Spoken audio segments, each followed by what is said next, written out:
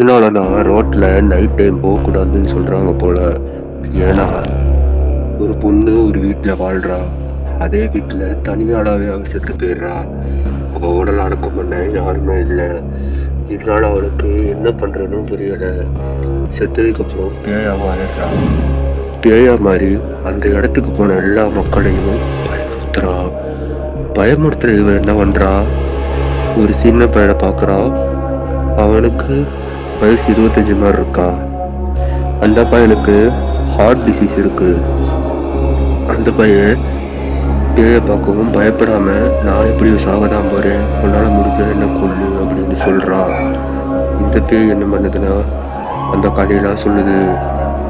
நீ அடக்கம் பண்ண யாரும் இல்லாதனாலதான் நான் இப்படி பேயா சுத்துறேன் அப்படின்னு.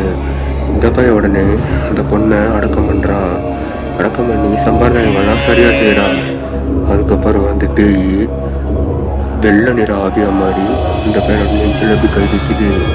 அப்படி அந்த ஆவி மறைஞ்சு போயிடுது. மறுநாள் அந்த பையன் ஹார்ட் டிசீஸ்ன்னு சொன்னோம்ல, அங்கே போய் டாக்டரை பார்க்குறான்.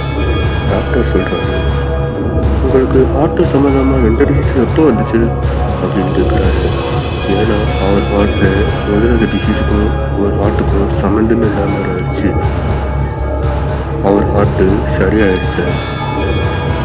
இப்போ புரிஞ்சா, நம்ம யாருக்காவது தெரியாதவங்களுக்கு செய்யக்கூடிய உதவி அது நமக்கு எப்போ வேணாலும் பலனாக வரலாம்.